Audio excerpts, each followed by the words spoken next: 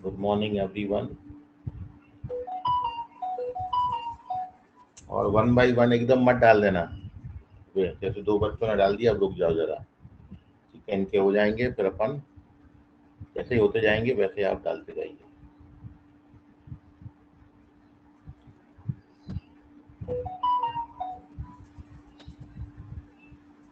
Stop stop stop. देखिए, coefficient of x power -7 आपको निकालना है। सबसे पहली बात तो आपको ये बता दें कि इसका जो मेथड है ये मेरे को अभी आपको बताने का है, फर्स्ट थिंग। सेकंड थिंग, कल के एग्जाम में ये नहीं आएगा। आपको जितना बोला बस आप उतना ही करो, क्योंकि ये 7 तारीख का एपीपीएस है। मतलब ये आपको 7 तारीख का जो एपीपीएस है वो नहीं आने वाला है। उसके पहले तक जो बताया है वो आप करो। मतलब आपको जो 25 क्वेश्चन का एपीपीएस दिया था ना, उसमें से भी बहुत सारे टॉपिक आपके नहीं कवर हुए हैं, तो आपने उतना परेशान नहीं होना है। ठीक है, ये सारे क्वेश्चन का थ्योरी बहुत शॉर्टकट फॉर्मूला है। थोड़ा सा फॉर्मूला बताऊंगा तो बहुत जल्दी इसका आंसर आपको मिल जाएगा। ठीक है सुजल, तो मैं ये बताऊंगा, आगे मेथड आएगी, मंडे को बताऊंगा। ये मेथड को अपन मंडे डिस्कशन में लाएंगे। ओके, सुजल बोल रहे हैं। ओके, चलिए। तो अब सवाल है संकेत।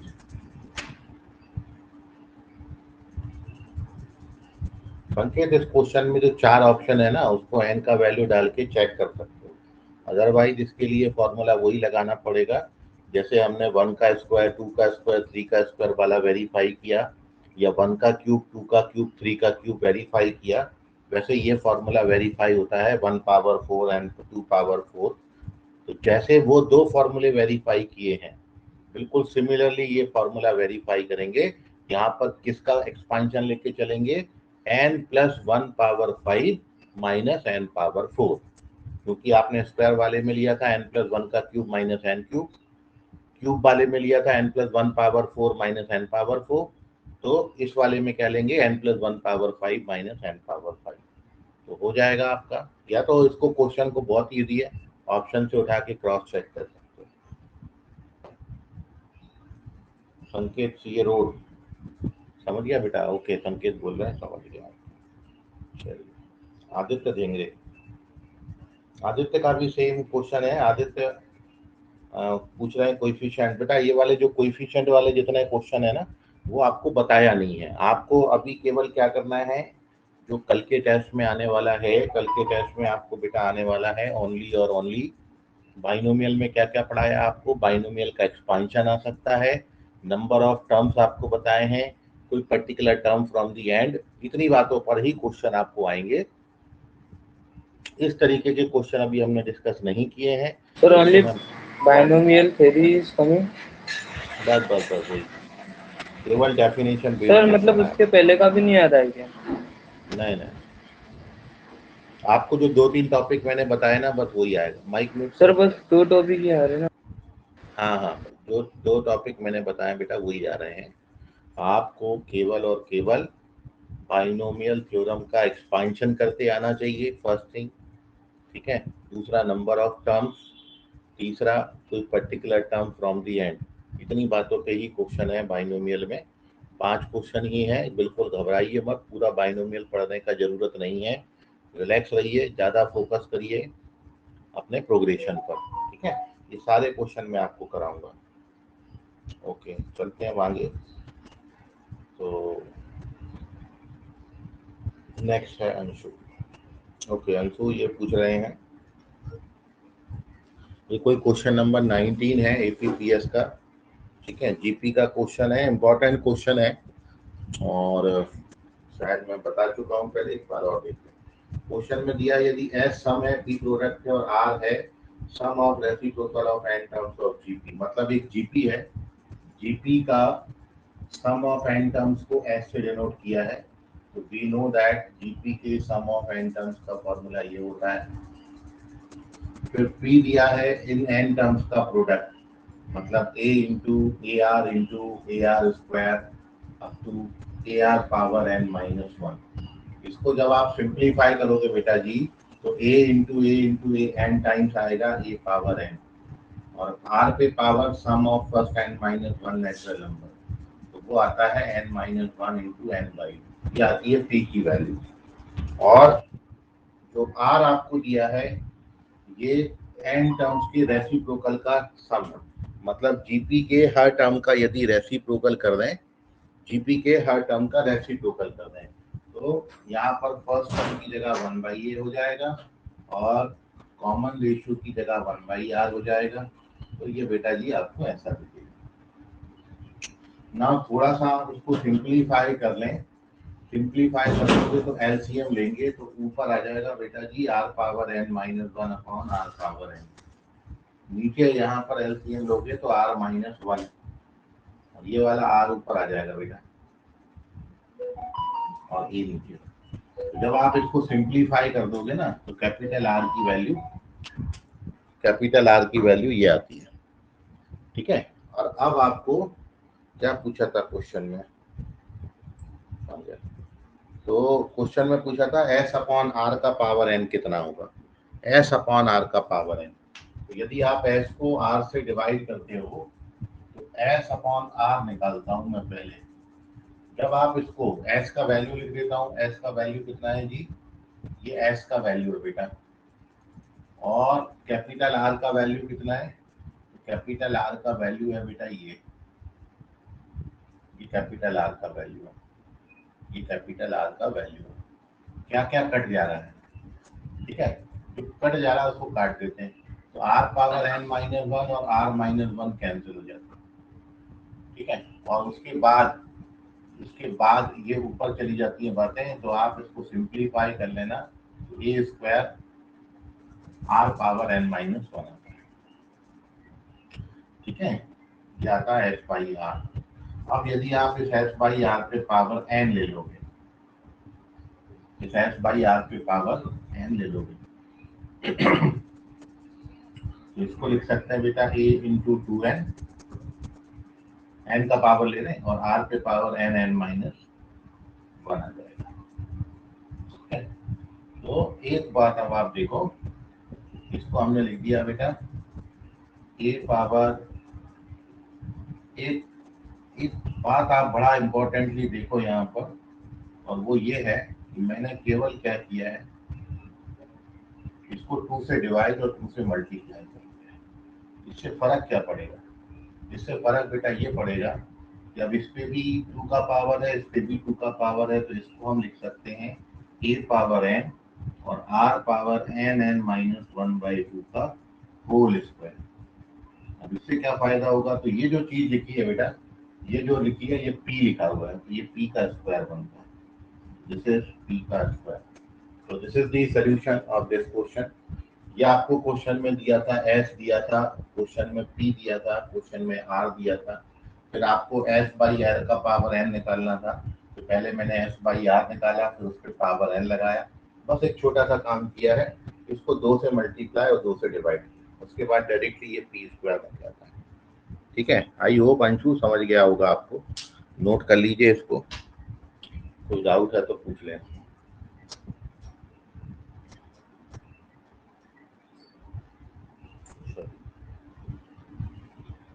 तो ये थे अंशु।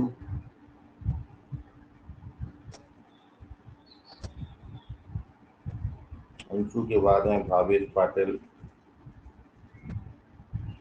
Question number 3।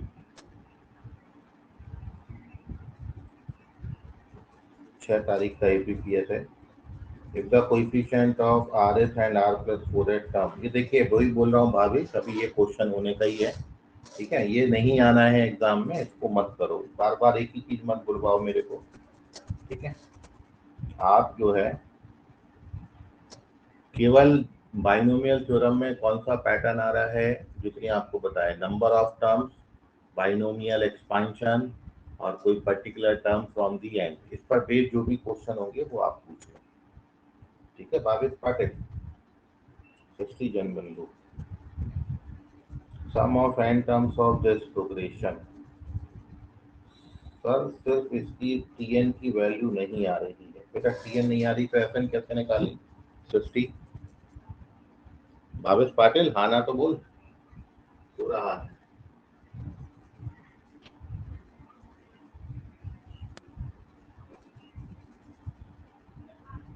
और बोलना भी नहीं है, लिखना ही है। दो शब्द लिखने में जान से आ रहा है।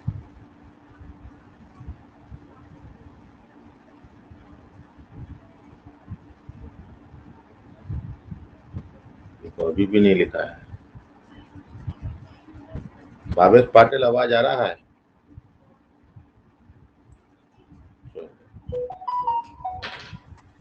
अरे उधर नहीं, इधर लिखना है। उधर कहाँ लिख रहा है तुम? इधर लिख दो ना कमेंट बॉक्स में, जिसमें क्लास कर रहे हो उधर जाके व्हाट्सएप पे लिख रहा है। चलिए, तो अब अगला क्वेश्चन है सृष्टि जनबंधु का, इंदौरा ब्रांच से हैं ये, और ये पूछ रही हैं कि सर इस प्रोग्रेशन का केवल टीएन बताओ आप। ओके, तो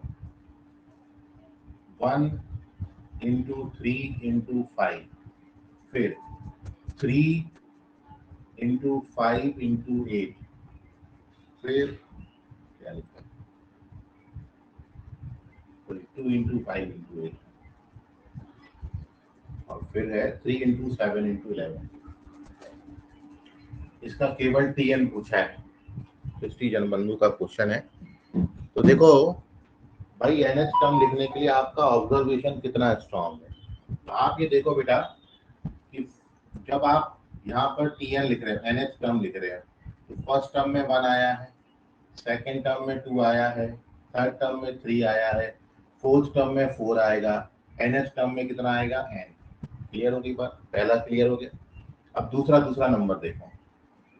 यहाँ पर दूसरा नंबर है 3, 3 के बाद आया है 5, 5 के बाद है 7। ठीक है, तो 3, 3 के बाद 5, 5 के बाद 7, एनएच टर्म क्या आएगा? तो आप ये देखो, ये एपी बन रही है। हाँ, ये एपी बन रही है, ये एपी बन रही है। तो यदि आपको समझ में नहीं आ रहा कि ये ऑड नंबर लिखे हुए हैं, तो आप उसको एपी से भी कर सकते हो। एपी का, इस एपी का एनएच टर्म लिख दो। इस एपी का एनएच टर्म का फॉर्मूला क्या होगा? a plus n minus 1 into D. When you open this, you get 2n plus 1. तो जो सेकंड टर्म बनाएंगे बेटा, वो बनाएंगे 2n plus 1। और अब थर्ड की बात करेंगे, तो थर्ड में आप देख रहे हो बेटा 5 लिखा है, फिर 8 लिखा है, फिर 8 लिखा है के बाद 11 लिखा है। मतलब अगला वाला क्या दिया है? 5 दिया है, 8 दिया है, 11 दिया है। अब ये जो है इसका एनएच टर्म हमको लिखना है। तो when we have to write its nth term, तो यहाँ पर भी ये एपी बन रहा है बेटा। तो a plus n minus common difference इस एपी का कितना है? 3 है। तो when you open this bracket you get 3n plus 2। तो तीसरा नंबर बनेगा 3n प्लस 2। ठीक है, और पहला वही लिखना चाहो तो यहाँ पर पहला लिख सकते हो 1 2 3 एंड सो ऑन। तो इसका एनएच टर्म कितना बनाएंगे? तो ये तो अपन जानते ही हैं कि एनएच टर्म का फॉर्मूला भी लगा सकते हो, 1 plus n minus 1 into D, N आ जाएगा। ठीक है, तो ये फर्स्ट टर्म के लिए आ गया n, सेकंड के लिए आ गया 2n प्लस 1, थर्ड के लिए आ गया 3n प्लस 2। सबका प्रोडक्ट कर दीजिए। तो this is the nth term of the progression. Srishti, clear है तुमको? ओके सर, समझ गया। ओके, पनवल्लू बोल रही है, समझ गया हूँ। चलिए, उसके बाद क्वेश्चन जो डाला है वो है Aditya धेंगरे। Sum of first two terms of an infinite GP is 1, and every term is twice the sum of successive term. First term कितना होगा? ठीक है, ये क्वेश्चन है आदित्य धेंगरे का, और ये पूछ रहे हैं sir sum of first two terms of infinite GP is 1। किसी इनफाइनाइट जीपी के पहले दो टर्म्स का सम जो है वो 1 दिया है, एंड एवरी टर्म, और इस प्रोग्रेशन का हर टर्म जो है is twice the sum of two successive terms, and every term is twice the sum of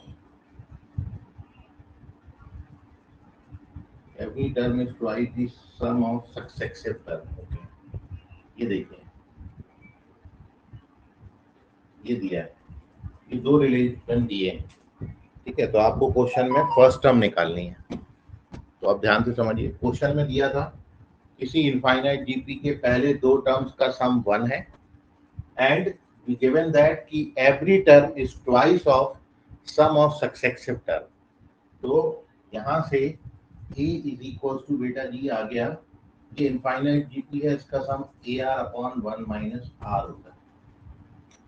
तो यहाँ से बेटा जी ए और ए कैंसिल कर दीजिए, तो 1 minus r is equal to 2r हो जाएगा। तो आर का वैल्यू कितना आता है बेटा 1/3 आता है, ठीक है। आर का वैल्यू 1/3 आता है। ये आर का वैल्यू 1/3 बेटा यहाँ पर डाल दें, तो आर का वैल्यू 1/3 डालोगे तो a प्लस a/3 बराबर 1 बनेगा, मतलब 4a/3 1 बनेगा, मतलब a का वैल्यू 3/4 आ जाएगा। तो फर्स्ट टर्म जो है प्रोग्रेशन का वो 3/4 आता है, वो 3/4।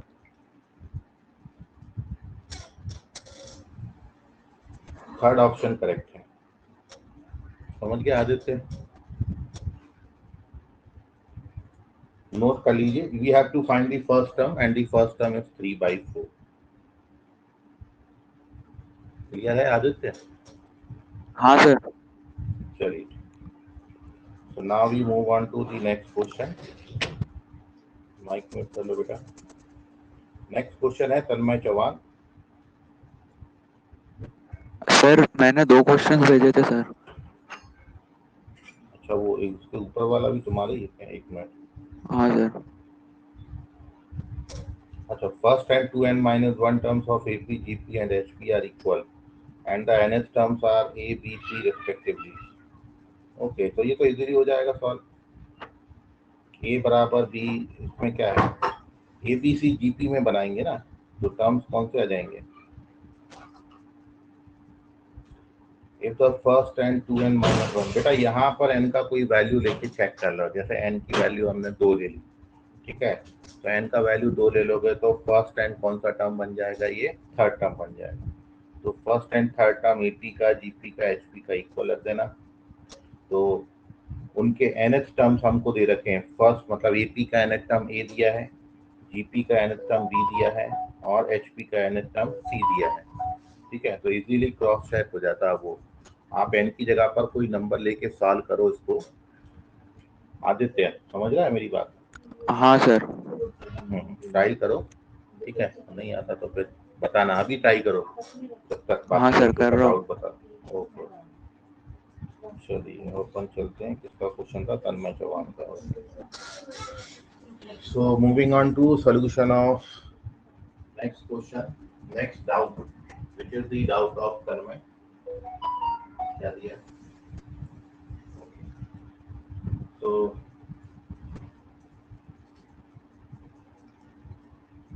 तन्मय चौहान पूछ रहे हैं,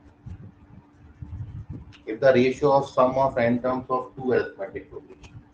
इस तरीके का क्वेश्चन आपको कराया हुआ है, फिर भी एक बार देखें। if the ratio of sum of n terms of two arithmetic progression, देखिए हमने sum of n terms of first arithmetic progression ले लिया, ये है ना, AP के sum of n terms का फॉर्मूला और ये भी AP के sum of n terms का फॉर्मूला है। AP के sum of n terms का जो रेशियो आपको दिया है ये 2n/n+1 दिया है। दो डिफरेंट AP है, इसलिए फर्स्ट AP का first term small a, common difference small d, और सेकंड AP का फर्स्ट टर्म कैपिटल A और कॉमन डिफरेंस कैपिटल D लिया है। क्लियर है?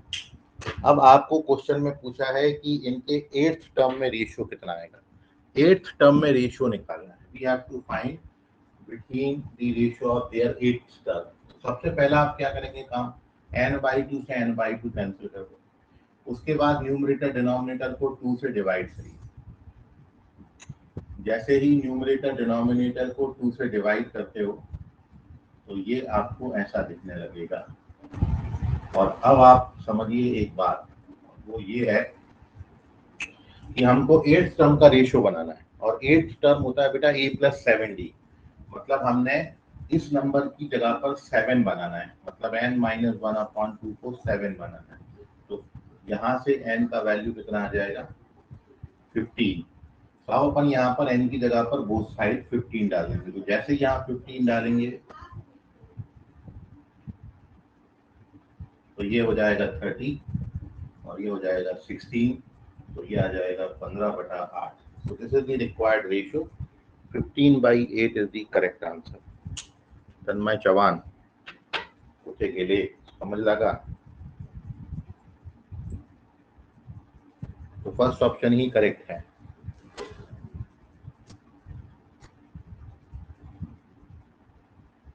ओके, तन्मय बोल रहे हैं ओके। अब अगला क्वेश्चन जो भेजा है, ये किसका नंबर है बेटा? 7758853860। 7758853860 इस बच्चे का नंबर है ये।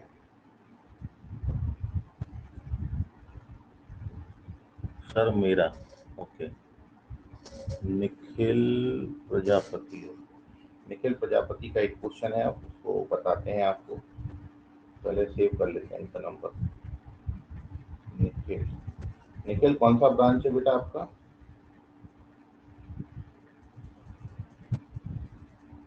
निखिल ब्रांच बताओ अपना।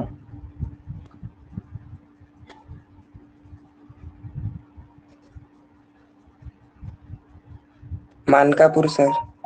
ओके चल, तो निखिल प्रजापति मानकापुर। चलिए, तो इनका एक डाउट है, और ये 30/9 की एपीपीएस है। 30/9 की एपीपीएस में ये क्वेश्चन है कि 11 का cube plus 12 cube plus plus plus 20 cube, ये जो नंबर है, it is divisible by 5, it is an odd integer divisible by 5, an even integer which is not divisible by 5, और it is an odd integer which is not divisible by 5। ये चार option दिए हैं, ये आपको पहचानना है कि कौन सा ऑप्शन इसमें करेक्ट है। तो सबसे पहले तो इसकी वैल्यू अपन निकाल लेंगे कि ये कैसे आता है। तो अपन जानते हैं कि जब भी क्यूब्स आएंगे, तो अब बेटा अपन ये जानते हैं, आपको ये मैंने डायरेक्ट फॉर्मूला बताया है, 1 का क्यूब, 2 का क्यूब, n का क्यूब। इसके लिए फॉर्मूला होता है बेटा n(n-1/2) का होल स्क्वायर, ये फॉर्मूला होता है। लेकिन ये फॉर्मूला एप्लीकेबल तभी होगा जब पहले n नेचुरल नंबर होंगे, यहाँ जब पहले n नेचुरल नंबर होंगे। लेकिन यहाँ पर 11 से शुरुआत किया है, तो मैं क्या करूंगा, इस क्वेश्चन में मैं 1 का क्यूब, 2 का क्यूब, 3 का क्यूब और 10 का क्यूब, कितना मैं ऐड कर दे रहा हूँ इस क्वेश्चन में, जिसकी वैल्यू हमको पूछी गई थी। हमको वैल्यू किसकी पूछी गई थी? 11 से 20 क्यूब पूछा गया। तो मैंने इसमें इतना ऐड कर लिया और बैलेंस करने के लिए इतना सब्ट्रैक्ट भी कर दिया। ठीक है, इक्वेशन हमारी बैलेंस होगी, क्योंकि ये कट जाएगा, फिर से ये बन जाएगा। अब इससे फायदा क्या होगा? इससे फायदा ये होगा कि ये बन गया sum of cubes of first 20 natural number, और 20 के लिए ये फॉर्मूला लगा देंगे तो कितना आएगा बेटा इसका वैल्यू? 21/2 का स्क्वायर। और यहाँ पर 10 नेचुरल नंबर बन रहा है, तो 10 × 11/2 का स्क्वायर। अब आप इसको कैलकुलेट करिएगा, 10 ये 210 का स्क्वायर हो जाएगा, और ये 55 का स्क्वायर हो जाएगा। इसको कैलकुलेट कर लेना, 210 और 55, 265 हो गया, और 210 - 55 155 हो गया, है ना? 160 210, इनका मल्टीप्लिकेशन कर लीजिएगा, ये जो भी आएगा वो आपका। अब वो चेक कर लो कि ये किससे डिविजिबल है और कौन सा नंबर बनेगा, इवन बनेगा कि ऑड बनेगा, वो आप चेक कर सकते हो।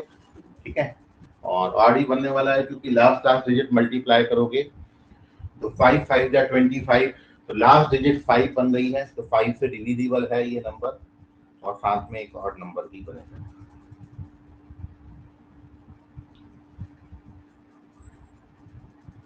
ठीक है निखिल, समझ गया? इसको मल्टीप्लाई कर लेना, 5 से डिविजिबल है। ओके चलिए, निखिल के बाद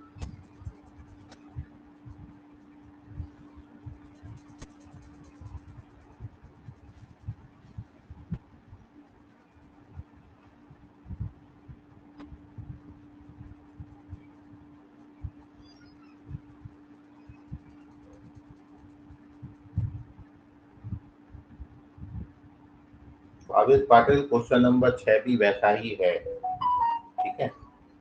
चलिए अब आते हैं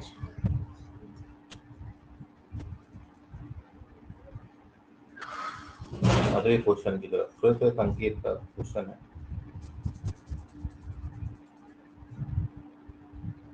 देखिए डायरेक्ट फॉर्मूला लिखा है बेटा संकेत, एन नंबर्स दिए हैं और उन एन नंबर्स का हार्मोनिक मीन आपको निकालना है।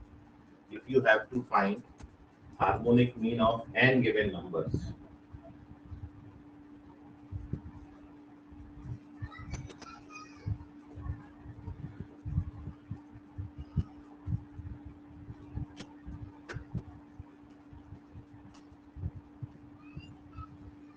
you have to find harmonic mean of n given numbers। इसके लिए आपको डायरेक्ट फॉर्मूला बताया है कि यदि हमारे पास e1, e2, e3, en number direct हैं तो इसके हार्मोनिक मीन का जो फॉर्मूला होता है, हार्मोनिक मीन बनाने के लिए क्या करेंगे, इन नंबर्स का रेसिप्रोकल करके इनका अरिथमेटिक मीन निकाल लेंगे पहले, ठीक है। इनका अल्टा कर दिया तो हमको क्या मिल जाएगा, ये नंबर्स आपके एचपी की जगह ईपी में हो जाएंगे। अब इन नंबर्स का अरिथमेटिक मीन क्या निकालते हैं, तो एन नंबर्स का अरिथमेटिक मीन क्या होता है, एन नंबर्स का अरिथमेटिक मीन होता है सबका सम बाई एन, ये अरिथमेटिक मीन है।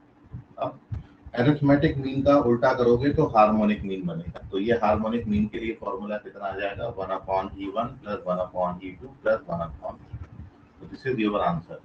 इन एन नंबर्स का हार्मोनिक मीन जो आएगा वो ये आएगा, n/1/E1 + 1/E2 + 1/En। So this is the harmonic mean of n given numbers। जो आपने पूछे थे वो हार्मोनिक मीन ये है।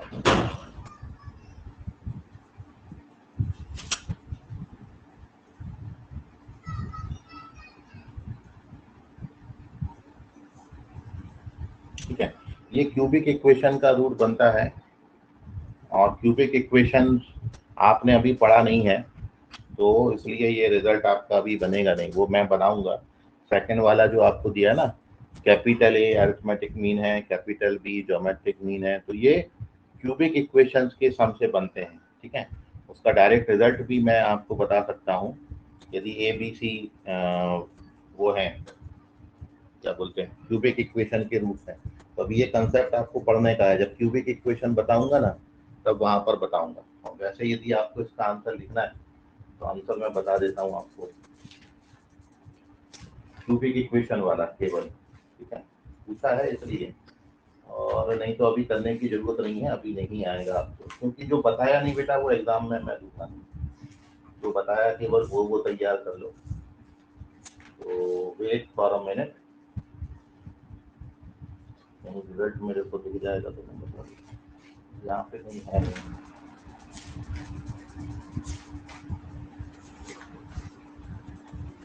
क्यूबिक इक्वेशन इसमें बनेगी बेटा, कैपिटल ए क्या दिया है, ज्योमेट्रिक मीन, अरिथमेटिक मीन क्या है, अरिथमेटिक मीन कैपिटल ए है, ओके। तो ये बनेगा x3, दूसरे क्वेश्चन का आंसर -3ax²। फिर ज्योमेट्रिक मीन आपको दिया है कैपिटल बी और हार्मोनिक मीन कैपिटल एच दिया है, ओके। तो 3b³ x जी की जगह और -p बराबर ये आंसर बनेगा। अब कैसे बनेगा ये आपको भी पढ़ाने का, अभी मैंने पढ़ाया ही नहीं तो बनेगा नहीं, ओके। संकेत बोल रहे हैं, ठीक है, दोनों क्वेश्चन समझ गया संकेत। चलिए अब अपन चलते हैं इसमें आगे, किस बच्चे का डाउट है।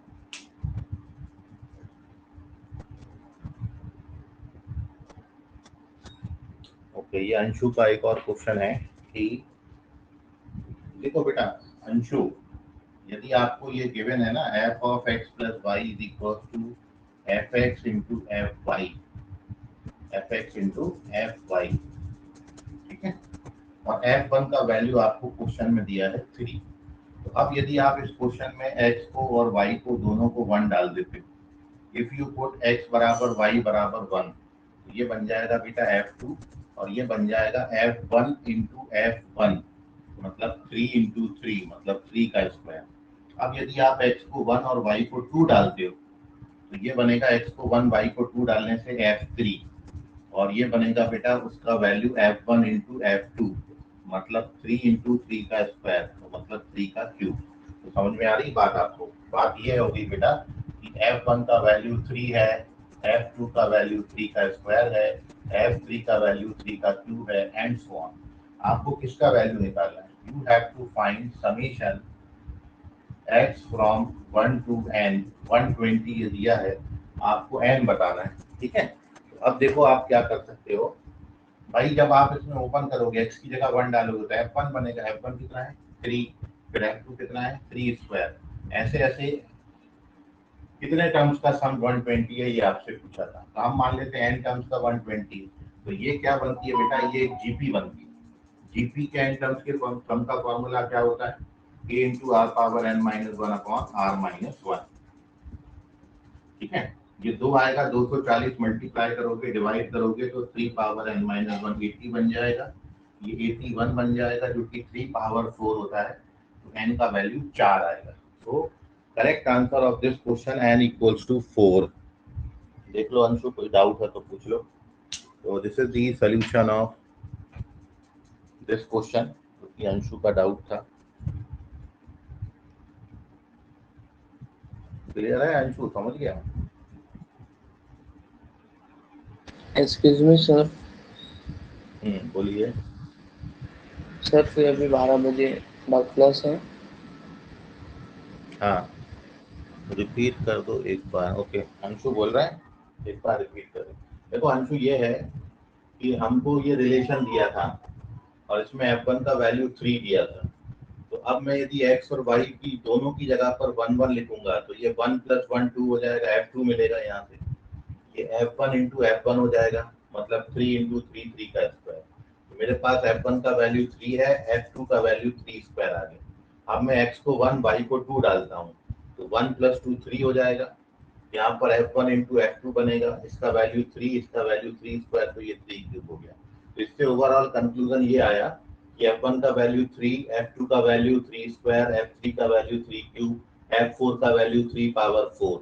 अब हमको ये रिलेशन दिया है, जब आप इस समीशन को ओपन करोगे तो ये वैल्यूज बनेंगी, क्या बनेंगी? f1 कितना है 3, फिर प्लस f2, फिर प्लस f3, ऐसे ऐसे कितने टर्म्स का सम 120 है ये आपसे पूछा है। तो ये एक जीपी है, जीपी के एन टर्म्स के सम का फॉर्मूला 120, उसके बाद कैलकुलेशन है and you get the answer. Okay, repeat, समझ गया अभी इनको। अब ये सब रफ कर देता हूँ।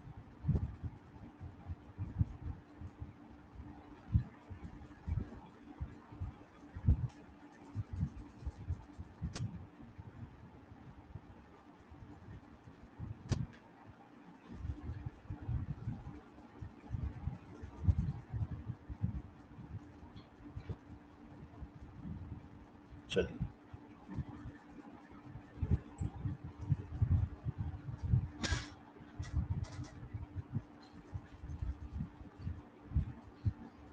तन्मय चौहान।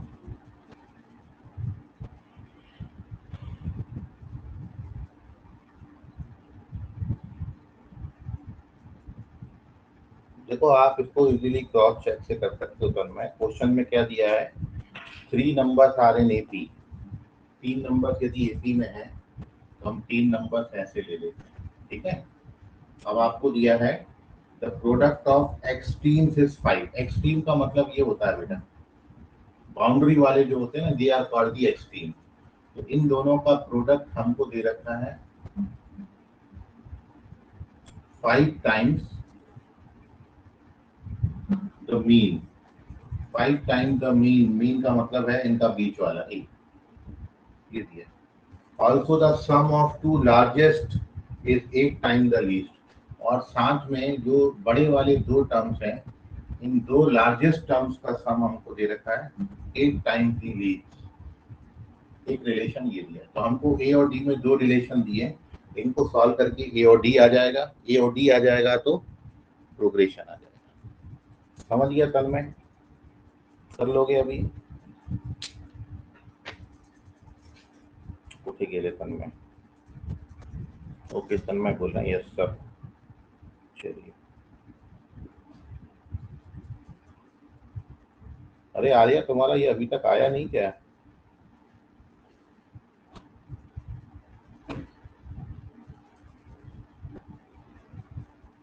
उसका तो सॉल्यूशन बना बनाया दिया, डायरेक्ट पूरा पूरा सॉल्यूशन देखो उसका, क्लियर।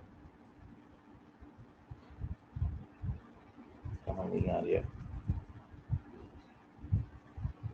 चलो ट्राई करो, जब तक मैं बैठा हूँ नहीं आएगा तो मैं बता दूँ। जब तक निखिल प्रजापति का क्वेश्चन ले लेते हैं। निखिल प्रजापति, ये पीपीएफ 29/9 का है। इसमें बोला है कि 1 और 31 के बीच में एम अरिथमेटिक मीन इंसर्ट किए। तो अपन जानते हैं कि सबसे पहले यदि एम मीन इंसर्ट करोगे तो first we calculate D. D का फॉर्मूला ये होता है, मतलब 30/m+1 आ जाए।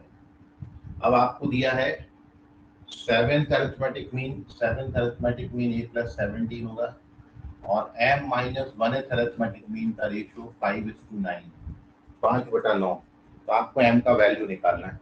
तो अब इसमें वैल्यू डाल दीजिए। a तो फर्स्ट टर्म है 1, 7, d का वैल्यू आपने कितना निकाला? 30/m+1। और ये m-1, d का वैल्यू कितना निकाला है बेटा? 30/m+1। अब इसको आपने सिंप्लीफाई करना है। जब आप इसको सिंप्लीफाई करोगे तो ये 210 हो जाएगा। मतलब पूरा एलसीएम लेके मैं सॉल्व कर रहा हूँ, आप ट्राई कर लेना, उसको देख लेना, कोई डाउट होगा तो फिर पूछिएगा। इसको जब सिंप्लीफाई करोगे तो m 30m 31m हो जाएगा, और माइनस का 29 आएगा, 5/9। क्रॉस मल्टीप्लाई कर देना, 9m 1899 और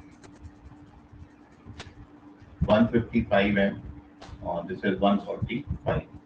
अब m वाले टर्म एक तरफ कर लीजिए तो 146m बन जाता है, क्लास में कराया हुआ है। और इसको जब सब्ट्रैक्ट करोगे तो 4 आएगा, फिर 5 आएगा,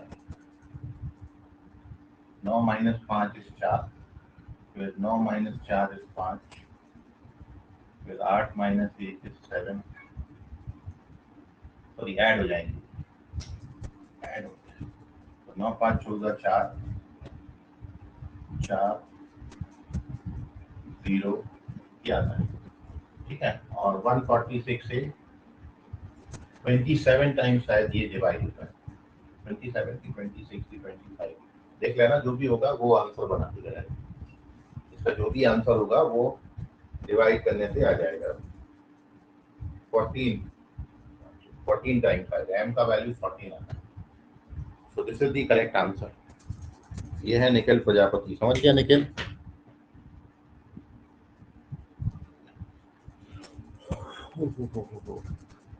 आना तो बोल, निखिल प्रजापति।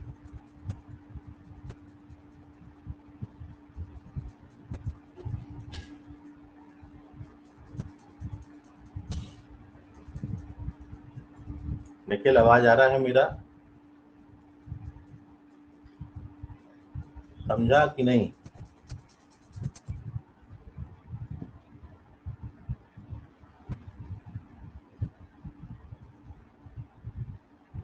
चलिए, शायद है नहीं निखिल। अरे बाकी बच्चे हैं कि नहीं? हेलो करो, थम्स अप करो जरा, बाहर तो नहीं भागे गए? है सर। चल ठीक।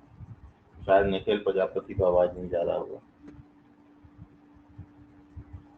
ओके, अब विधि राम टिके हैं, क्वेश्चन नंबर 3 पूछ रही हैं, 2 अक्टूबर को।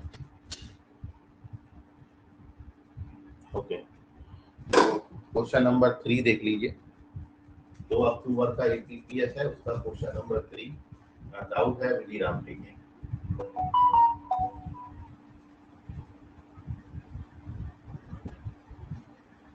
क्वेश्चन में दिया है बेटा, small A is the arithmetic mean of B and C. Small A B और सी का अरिथमेटिक मीन है, मतलब a बराबर b प्लस सी बाई 2 होगा, मतलब 2a बराबर b प्लस सी होगा। एक रिलेशन आ गया। दूसरा, आपको दिया है b और c के बीच में g1 और g2 दो ज्योमेट्रिक मीन है, ठीक है। तो आपको g1 cube plus g2 cube का वैल्यू पूछा है। तो अब देखो ध्यान से, आपको ये बताया बेटा, यदि दो ज्योमेट्रिक मीन है तो दोनों का वैल्यू G1 होता है बी स्क्वायर सी का पावर 1/3, डायरेक्ट फॉर्मूला आपको याद कराया था, और BC स्क्वायर का पावर 1/3, और साथ में ये भी बताया था कि G1 G2 जो है वो BC के बराबर आता है। ठीक है, इतनी बात आपको बताई थी। अब आपको G1 cube plus G2 cube पूछा है, दोनों का क्यूब करके पूछा है, ऐड करने को बोला है। तो G1 क्यूब करोगे बेटा बी स्क्वायर सी, और ये BC स्क्वायर को ऐड करेंगे तो BC कॉमन आ जाएगा। अब बस वैल्यू डाल दो, b प्लस सी का वैल्यू कितना है बेटा 2a, और BC को हम क्या लिख सकते हैं G1 G2, खत्म हो गया। तो this is the answer 2a G1 G2, 2a G1 G2, this is the correct answer of this question. इस क्वेश्चन का विधि विधि समझ गया बेटा, ये सेकंड ऑप्शन करेक्ट है। यस सर समझ गया, नेटवर्क इशू था। ओके विधि राम टेके, विधि बेटा क्लियर हो गया आपको? चलिए विधि बोल रही हैं, समझ गया।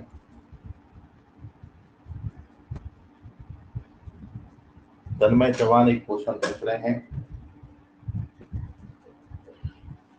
ये तन्मय चौहान का क्वेश्चन है, क्या है बेटा? इसमें ये कर लो आप, क्वेश्चन में ये पूछा है 1 का स्क्वायर माइनस 2 का स्क्वायर प्लस 3 का स्क्वायर माइनस 4 का स्क्वायर अप टू माइनस 2002 का स्क्वायर प्लस 2003 का स्क्वायर। ठीक है, हमको ये सीरीज का सम निकालना है।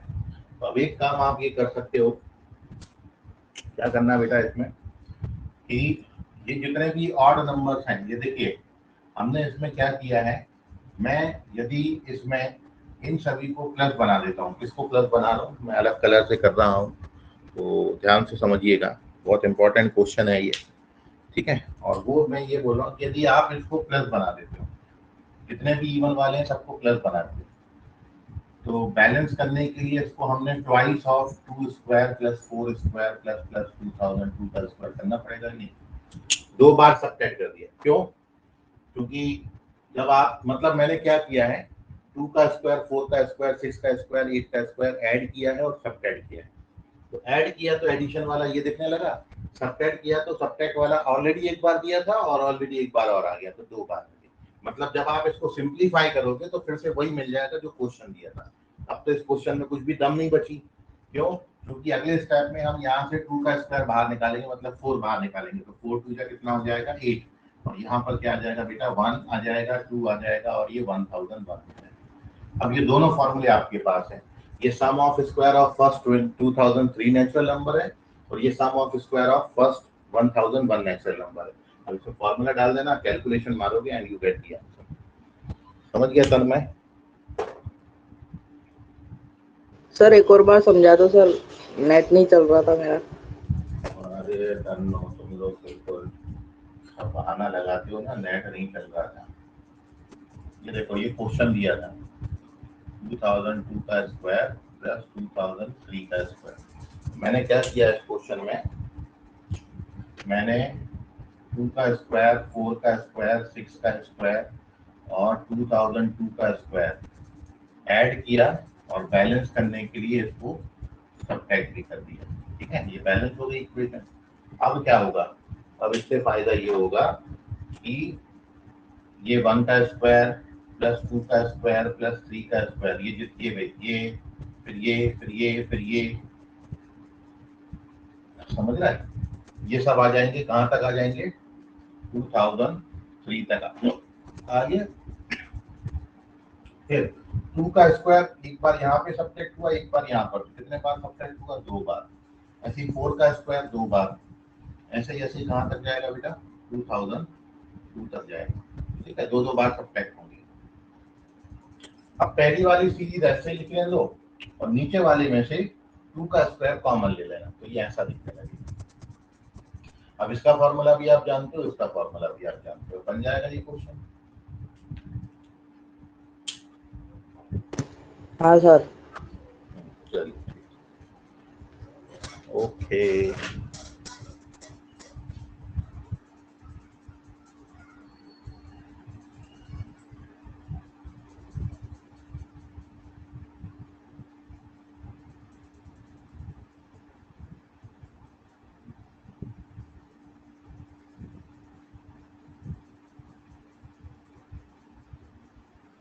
अब कोई डाउट किसी बच्चे को? जिनका हो गया बेटा वो जा सकते हैं।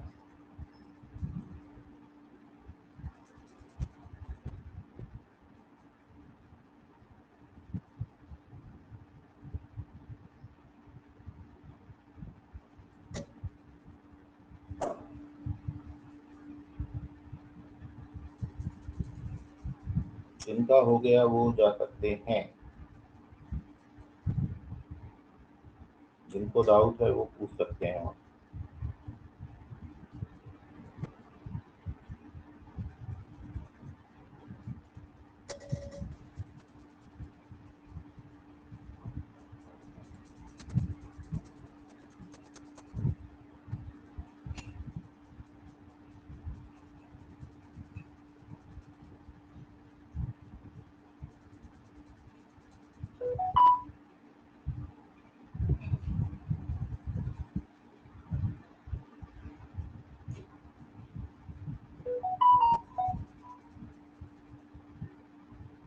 ये तो खुद से कर सकते हो तन्मय, ट्राई करो उसको, मैं नहीं बता रहा, इजी क्वेश्चन है वो तो।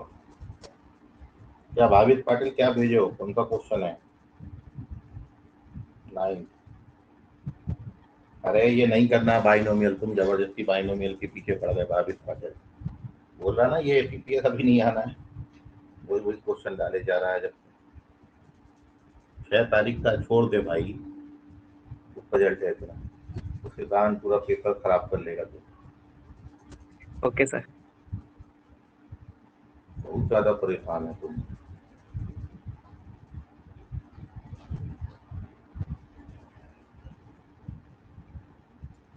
चलिए ये कौन थे? आर्या, आर्या है क्या? आर्या चली गई, आर्या इंदौरा ब्रांच से। Hello hello hello Arya, Arya हैं कि चले गए हैं?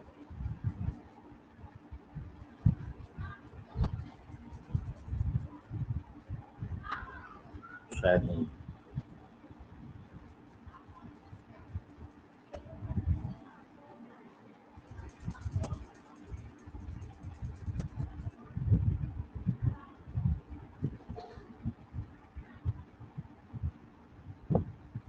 चलिए तो फिर मिलेंगे अपन कल की क्लास में, तब तक के लिए गुड नाइट। कल मतलब परसों की क्लास में, कल मत आके बैठ जाना। सो बाय एवरीवन।